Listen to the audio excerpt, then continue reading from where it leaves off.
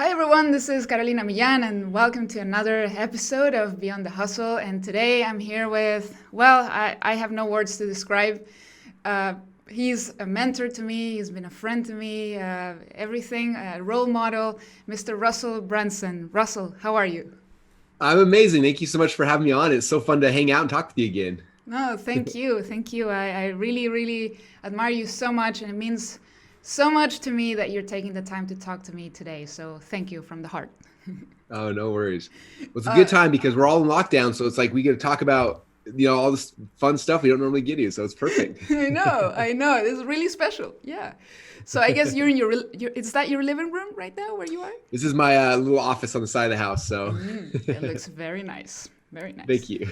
So Russell has a new book coming up called Traffic Secrets, and because I'm so cool, woo! Oh my God! Yeah, I don't Stuck in have the that yet. There it is. I don't have that one yet. Damn it! I only have the soft one. These are coming soon. You'll get one soon. Don't worry. I know. So, because I'm cool, Russell sent me a review copy. So I already read the book. I loved it, loved it. So we're going to be Oh, talking thank about you. it today. So the first thing I want to know, Russell, is, well, when we met 5 years ago, you were just launching .com Secrets, the first book. Did you always know it was going to be a trilogy? How did the idea for Traffic Secrets come to be? It definitely, no, it did not. It never did not start as a trilogy. In fact, when I wrote .com Secrets, I was like, it was so much harder to write a book than I thought. And it got done. I was like, I'll never write a book again. That was horrible. And so I didn't we launched the book and sold a whole bunch of them. And it went really well. And it was the same time we launched ClickFunnels. So it was kind of interesting because people were getting the book and understanding funnels and building funnels. And for about a year, I was just like, this is awesome. I'll never write a book again. And then as people, as time started going on, I started realizing like I would see why people cancel ClickFunnels and like, oh, my funnel's not making any money. And I look at them and I was like, your funnel's not making money because like there's no good like the person didn't know how to like communicate to people that came to their funnel. Like how do you make a video to entice them and to tell them your story? And they didn't know how to do any of those things. And so that's when I decided to do the second book. Here, I got them all right here. So Yeah. the first one was about how to build funnels. And the second one was like how to communicate with your audience when they come to the funnels and how do you tell them stories and how do you move them from page 1 to page 2 and all those kind of things. So that became the second book. And after this one was the same thing, super hard to write. I was like, I'll never write a book again. And it was on day 2 of the Expert Secrets launch that John Reese, who's the founder, he owned Traffic Secrets. He was the first person in our industry to make $1 million in a day selling a course called Traffic Secrets. And he emailed me and he's like, hey, do you want to buy Traffic Secrets from me on day 2 of the Expert Secrets book launch? And I was like, ooh, it would be the perfect trilogy. I was like, I have to have it. And so I bought that. And then for a year, I was like, I'm not going to write a book. I don't want to write it. It's too much pain. And then finally I was like, okay, I'm going to write a book. It can be a trilogy. And so that's kind of how, but yeah, it definitely wasn't planned ahead of time, but it's ended really in a really cool way where it's like, here's how to build a funnel. Here's how to speak in your funnel. Here's how to drive traffic in your funnel. It's perfect. And I feel like that story is complete. It just falls into place. I remember didn't you delete Expert Secrets at one point and start over? Yeah, after the first draft was completely done. It was back when everyone was doing Snapchat. So I was Snapchatting at the time, and I remember I was reading the draft, and I just wasn't happy. And so live on Snapchat, I highlighted the whole thing. I deleted, and then I just saved whatever, so I couldn't get it back.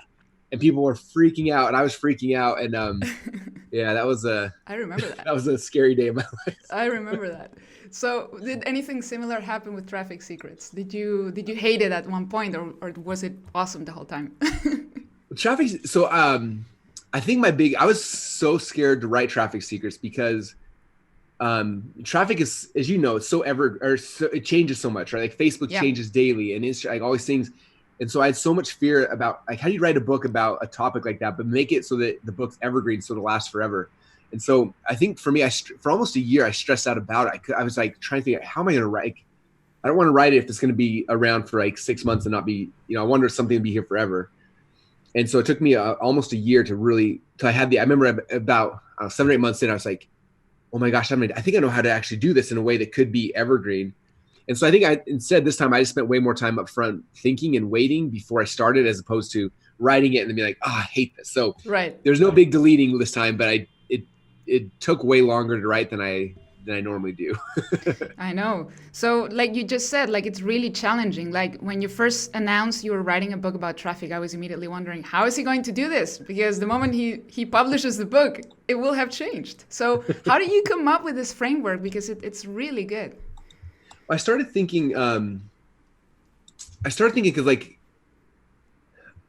how most people learn traffic nowadays is they go and they buy a course on how to get traffic, right? And usually what happens is like somebody learn some like hack or some technique like on Facebook or Instagram or YouTube, and they make a course to exploit it and teach other people. And then it works for a while, but then like the loophole closes. And I was like, how come because I've been now I think this is my 17th year or 18th year in this business. I've been doing this for like a long time. Way too long.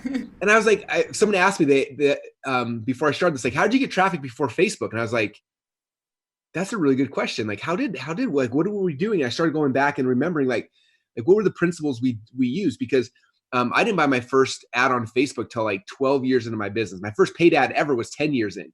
And so the first decade, like, how are we driving traffic? And we had to go back and like remember. And it's interesting because like I remember the guys that I learned from were all these old school direct response marketers like Dan Kennedy and Bill Glazer and Gary Halbert, all these guys. Yeah. And it was interesting because they didn't look at, I think nowadays a lot of people look at the internet as like the internet is a business. You're like, here's my business, it's on the internet.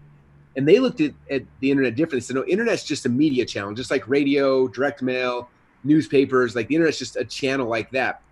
And when you shift your thinking to like, this isn't my business, this is the channel, then it's like, okay, well, how do all the other channels work? Because there's similarities between direct mail and radio and newspapers and the internet. When you understand the pattern that's been there from the beginning of advertising till now, it's just like, oh, you just apply these patterns here and it works. And when I started realizing that and started looking at it, I was like, is that true? And I was like, is it true in Facebook? Yes. Is it true in Instagram? Yes. Is it true in YouTube? Yes. Would it be true in TikTok? Would it be true in Twitch? Would it be true on some weird platform that we've never heard of? And it was like, yes, the principles work on all of them. And that's when I was like, all right, now I got the framework for the book. This is how we do it. So that's kind of how it came about. This is how we do it. No, that's great. Like, because what people are thinking about today when they think traffic, they immediately think paid, like ads. Like traffic equals paid ads. And the book is so much more than that. What is your favorite chapter of the book? Oh, so my favorite section's actually in the back. And it's funny because like I hid it in the back because most people only read chapter 1 in the book and they never take it up. So I'm like, this is just for the people that are like the most diehards. But there's a section in the back called growth hacking. And I put it in the back for a couple reasons. Number one is like section number 1, you have to have, it's the foundation to really understand any of it. Section 2 is like very specific different networks. So you understand how to use the pattern. And then back here is like, all right, let's say you have no networks. Like how do you growth hack? How do you get traffic from all these different places? And I think my favorite chapters are in the back where it's talking about ways that are just different, like different ways to start thinking about it. Like one of my favorites, there's a chapter in here called integration marketing. And this is a concept I learned from my first mentor. His name is Mark Joyner, who wrote a book called Integration Marketing. I remember he told me something, this is like probably 14 or 15 years ago.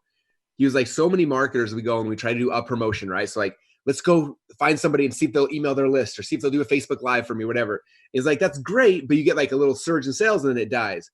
And he's like, what I want to do is I want to figure out how to integrate with companies who are getting consistent flow of traffic. And so what he would do is he would go and he would find a company who had a funnel, right? Or a sign-up flow and say, hey, what if my product came upsell number 3? Or what if in your email sequence, like right now you've got, someone joins your list and you have 3 emails. What if the email number 4 was promoting my free book? And he set up that deal once, and then every single time that person that partnership got somebody new to join the list, on day number 3, the email came out and it consistently forever started getting traffic. And it was like such a simple thing. And I was like, oh my gosh, this is huge. And so we spent a ton of time when ClickFunnels came out, like how do we integrate ClickFunnels into other people's sales channels, other people's sales flows? Excuse me. And like right now, just for some people to get a glimpse of like, 5 years of doing the integration stuff. Right now, ClickFunnels gets over 1,000 new people signing up every single day that aren't coming from my advertising efforts. Wow. It's just from people that are like these deals we set up. So if you look at, how many, if you guys buy stuff from people online, you probably notice that ClickFunnels is weaved into a lot of people's courses. It's on people's thank you pages. It's in people's email sequences. Like that was all very strategic of us. Like, how do we integrate into everybody else's businesses? And if we can do that, then we're getting traffic from all those people. And so I would say, like, for everyone listening, like, think about that. Like, instead of just, I want to get somebody to promote me once, or I'm going to go buy an ad somewhere, like, how do you plug in? How do you become email number 17 in their email sequence? Or how do you become the offer on someone's thank you page? Or after someone gets through, buys everything, then on the thank you page, it's like, hey, thanks for buying my product. You should check out Russell's product, or check out your product, however that is, and just start looking at traffic a little differently. So that's what that chapter focuses on mainly. Yeah, it's really fun to think about. Oh, that's really brilliant. So when you were starting out, like you said, oh, how did I get traffic 12, 15 years ago? What was your biggest challenge in terms of traffic when you were starting out, young man? And today, do you still have any traffic challenges now? So when I first got started was back, for those who've been around for a long time, Google used to be really easy. And so I got started, I got spoiled for like a little season for 2 or 3 months where Google was like, you would set up an ads account and you'd put in like 5 cents for a click and you'd make money. And it was just, everyone made money. And I remember there was this guy named Chris Carpenter. He wrote a book called Google Cash that taught everybody how to do it. And soon, like, everybody I knew around me bought this ebook for like $30, and then they were all killing it on Google Ads. And so I was the same way. And my first product was a potato gun DVD. I was buying Google Ads, and it was so easy. And I was like, it was funny because I was in school at the time, and I was like, why would I go to school? This is like the easiest money. It's just like free money. Just like, it was so easy. And then it was the very first time I got hit by the infamous Google slap, where it's like I got slapped. Oh yeah. And everybody got slapped. And it was like, most people never recovered. Most people I knew who were in business, like, that was the end of it. I remember I was so frustrated because I was like, I feel like I had achieved, like, I had a little success and I tasted it. And I was like, there's got to be another way. And so then I started doing like SEO, and we did SEO for a while, and then it got slapped, and we figured out other ways, and it got slapped, and it kept changing. And I think, for me, that was a big part. It was so inconsistent. And so I got really good. Like, we need to have diversity in traffic. Like, I can't just rely on one thing. And so for us, it was always a mindset of like, okay, what are all the ways we can get traffic? In fact, I remember pre-ClickFunnels, we had a little office of a few guys that would get together and work together, try to figure out how to grow a little company. And we had a mantra, and the mantra was like, how do you give yourself a raise today? And so we come in every day, and it was like, okay, what should we do to like give ourselves a raise today? And it was like, okay, well, how do we get traffic? And again, there was no Facebook back then. There was no, Google had destroyed us. So it was like coming in, and we're trying to figure out like, well, how do we get traffic? And so what we became really good at, and I talk about this a lot in section secret number 2 of the book, is secret 1 is all about like figuring out who your dream customer is. But secret 2 is like, where are these people congregating? And so we would literally sit there all day. And do you remember Stumbled Upon? I don't know if people still use Stumbled Upon. Yeah, I used it a lot. Yeah. I loved it. We used to go ahead and like we'd just show you random websites that would be really interesting. So we sit there with like our iPads and just like you stumble upon it, would find different sites, and like as we were finding random sites, we're like, oh, like my customers probably go here. Oh, there's an email list. Maybe this person has an email. So we join the person's list. We contact the website, and we just like randomly going through trying to find websites that my customers may already be on, and then trying to figure out how to do partnerships and deals with people based on that. And so we were just like searching the internet, trying to find these little pockets of our dream customers, and then tap into it. And if we could tap into it and figure out how to integrate with the people there, it's integration marketing. Now, like, every time somebody joins that person's website or that person's list, somehow that person might come back to our company. And it was just years of us doing those little dorky things, trying to find where traffic was already at so we could jump into it. And that was before there was any paid ads. And so paid advertising's made it simpler for sure. But I also think it's and this comes back to the biggest fear nowadays is like, I think so many of us, and us included, we get Facebook ads, especially for the last 6 or 7 years, have been so easy and so consistent. People have just, in fact, most people, like, when I ask them like, how do you get traffic to your business? They're like, Facebook ads. Like, what else? Like is there like, that's how you get traffic? I'm like, how many of you guys have lost your ads accounts at least once? How many people do you know have lost their ads account? Like, it is like, it's getting harder and harder. In fact, it's kind of funny. When I started writing this book 18 months ago, the introduction, like the subtitle introduction said, "Introduction, there's a storm coming." Yeah. And like literally, I was seeing it right then. It's happening, and now we're like in the middle of this eye of the storm. We're in this huge storm right now. But like, I can't tell you how many people every single day message me like, "Oh, my ads account shut down. What do I do?" I'm like, "Go get the book." Like Facebook is like a little sliver of the traffic strategy. It is a very powerful sliver, but there's so much more you can and should be doing if you shift your mindset, start understanding how traffic actually works. And so I think nowadays our biggest problem is still we get reliant on the big sources that are simple. And so we forget, like, let's get back and like start focusing again on like integration marketing and figuring out the places to tap into and where else are our dream customers hanging out besides Facebook or Instagram that we can target, and we can start focusing on getting them into our funnels. Absolutely. I think one of the best things about the book is how you illustrate going from the traffic you own, the traffic you earn, and the traffic as, oh my God, I forgot the last one. the earned that you control, and then that you own. Yes. The control. So it's good to have a balance of all three right now.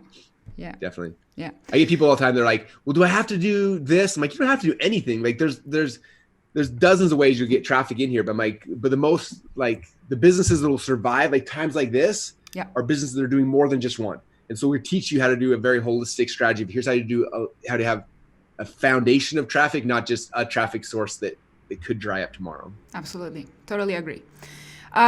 This is a question from one of my followers, because I asked on social media, hey, anybody got a question from Russell? And someone asked me, when are we getting ClickFunnels in Spanish and even your books? What's happening?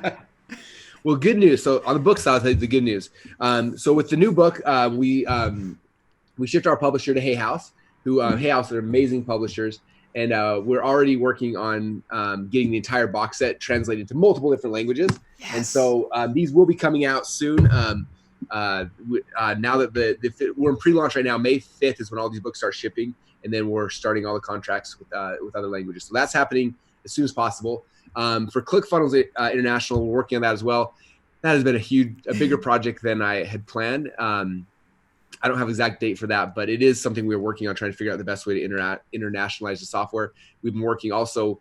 I didn't write anyway. There's always like the technical part of how to do it, and then the legal part that I didn't know. I didn't realize this until recently. There's like every country's got different laws apparently that I didn't even know about. So it's been interesting. We have in-house lawyers now, which anyway, it's kind of crazy, but they're going through each country and figuring out what are the things we have to be able to be in each country. And like, we have to have offices. Some countries you have to have an office and a presence to be able to do things. And so we're trying to figure out all the different countries and how it works. And so we're definitely, it is top of mind, and we're moving towards that as quick as possible. But just, I thought it was going to be as easy as just like editing. That's what I thought on a page.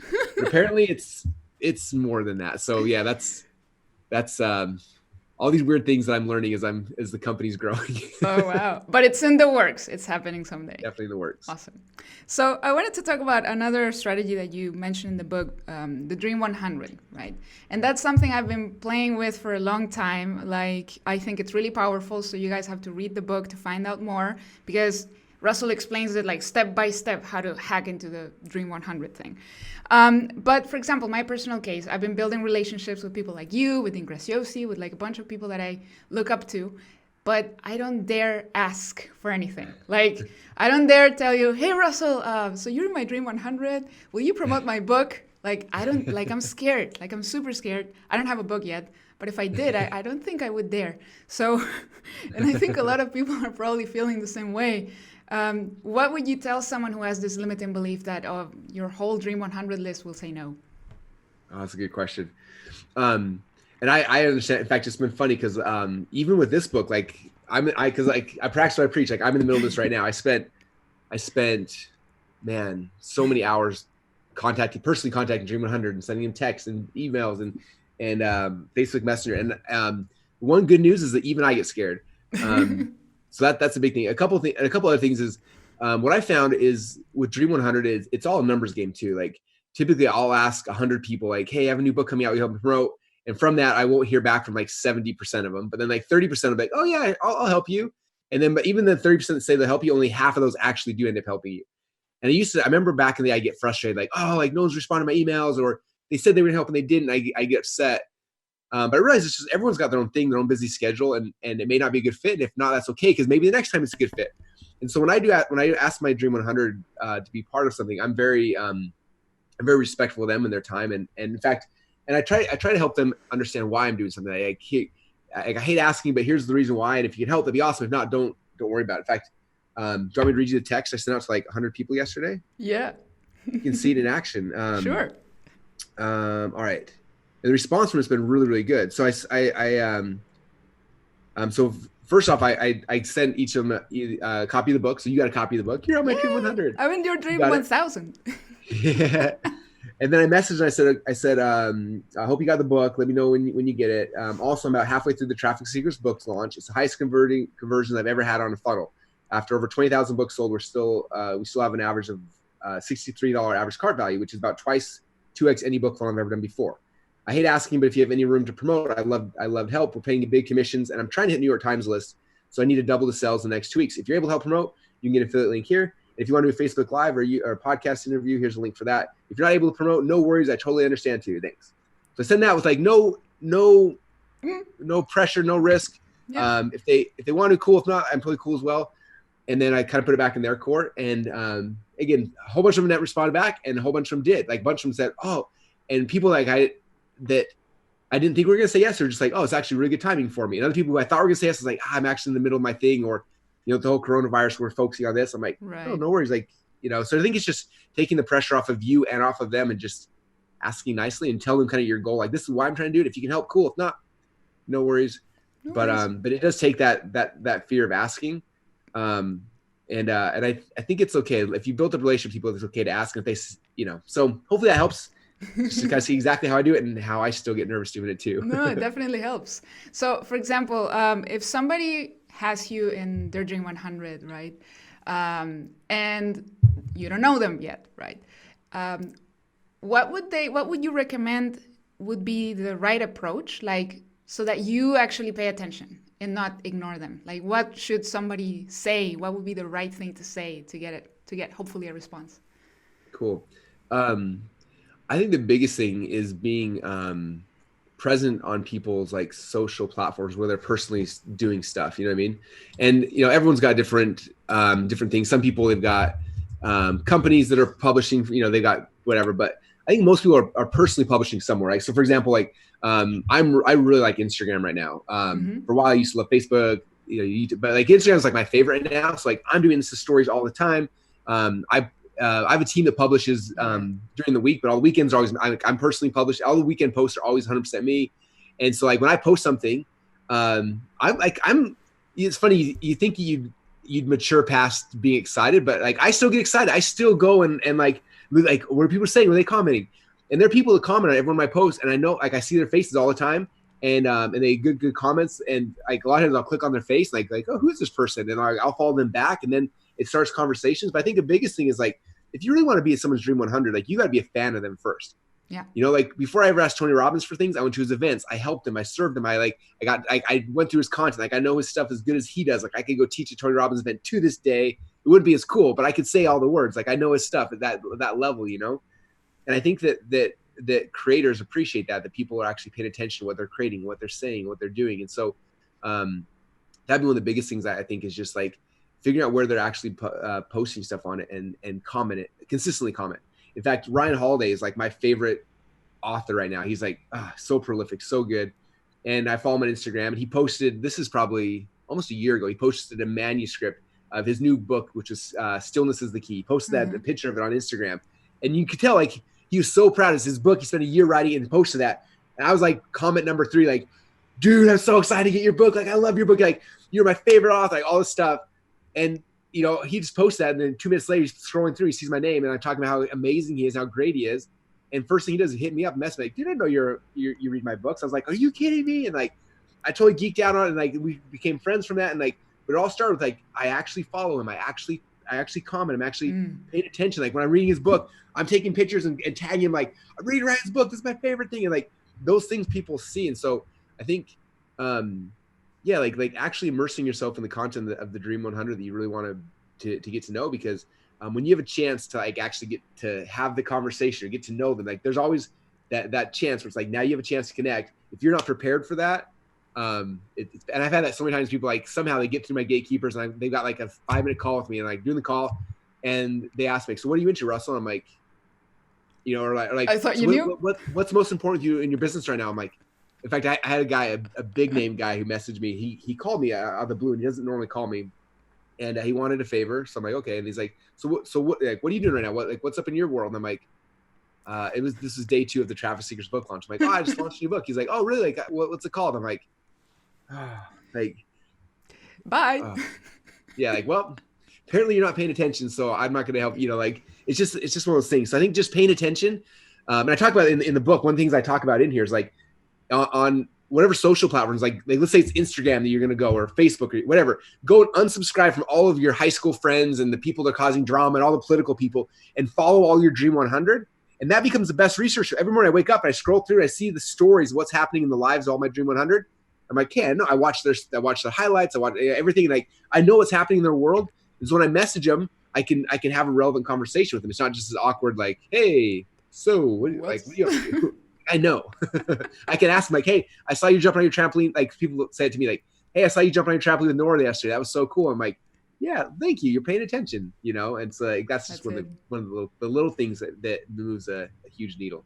No, that's it. Makes a lot of sense. It must be really awkward. Like, get to someone and, hey, so what's up? Yeah. Yeah.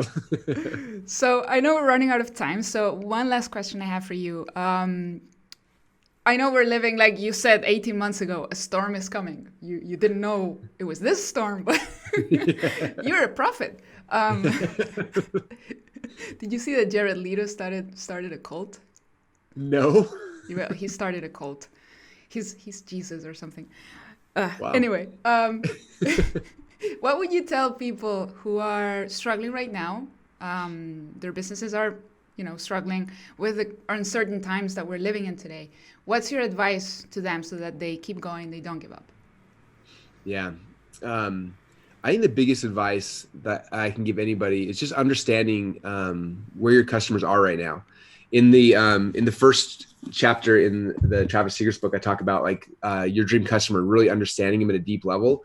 And one thing I shared in there, I said, if you look at it, your customers, people make their buying decisions based on one of two directions. Either they're moving towards pleasure or away from pain. I think over the last 8 to 10 years, as a society, as a world, we've been in good economic times, and so because of that, most people are making their decisions moving towards pleasure. So it's like, I want to make more money. I want to lose weight. I want to get 6-pack abs. I want to I want a bigger house. I want a bigger, they're moving towards pleasure. Okay. 2 weeks ago, everything got shooken up. Mm-hmm. And now all of a sudden everybody's in fear and they're in pain and they're freaking out. And they're sitting at home and they're like, I don't know what to do. Like, what's the world gonna look like? Like, my kid's ever gonna get out of my hair? Like, all the things, right? They're in pain. And if you're trying to talk to your customers and talk about moving towards pleasure, like, they have no desire to move towards pleasure right now. They're in pain and they want to move out of pain. And so it's understanding that, like, with the people that you're serving, with the customers, when you're driving traffic, when you're trying to help people and serve people, understand that they're in pain right now. And your job is to figure out, how does the product or the service that you sell, how can it help to get people out of pain today? And when you understand that, like, you shift your marketing, you shift your languages, but you also shift how you're helping people. And I believe, and I don't know, I don't understand the viruses and pandemics, and I don't understand all of that stuff. But I do believe it will pass. And I don't know, sometimes with some things like war, where wars can go on for years, sometimes the fear, I think, extends longer. With this, it's a virus. Viruses have a life cycle, and I hope and I pray, and I don't know, but I think that the length of it will be shorter. I think the severity is going to be bigger because there's health concerns and economic concerns on both sides. So there's more concerns, but I think it'll be shorter, hopefully. But the people who that you're serving, you're helping them get out of pain during this time. And on the other side of this, they're going to know who you are. They're going to remember you, and they're going to be with you on the journey now, moving them towards pleasure longer term. And so I think that's just really the big thing to understand. How do you shift whatever it is you're selling away from moving them towards pleasure to, like, how does this thing that you're selling, the product, the service, the tool, whatever you have, how does this get people out of pain? And if you start speaking to that, that's how you're going to protect yourself and fortify your business during these scary times, because you'll be serving customers at that level. So that's the biggest advice I have. That's what we're trying to do. It's funny, like, initially when we were launching Travis Seeger's book, all of my initial ads and campaigns and everything were all focused on, like, grow your company, scale it up, like how we got to $100 million and all that kind of stuff. And now it's very much the opposite, where it's like, traffic is your life preserver. Like if your company's struggling, like, the biggest thing you need is, how do you get your right customers and serve them right now? Like, and that's the messaging is completely shifted in the whole book launch, because that's the market that we're in right now. So absolutely. Makes a lot of sense. Russell, thank you so much for your time today. That was awesome. And for everybody listening or watching, there's going to be a link in the description so you can get your copy of Traffic Secrets. You're going to love it. There's also going to be a chance for you guys to get all the 3 books if you don't have them yet. And there's one more. We didn't get to talk about it, but there's one more, Unlock the Secrets. I'm looking forward to that. So thank you, Russell. Have an amazing day, and I hope to see you again soon. Thanks so much for having me. I appreciate you, and I hope your whole audience understands how lucky they are to have you as a leader. You're an amazing person, and been watching you for almost 6 years, and just love what you do and love how you serve people. So, thanks for your service to your people as well. So, thanks for having me on. Thank you, Russell. See you soon.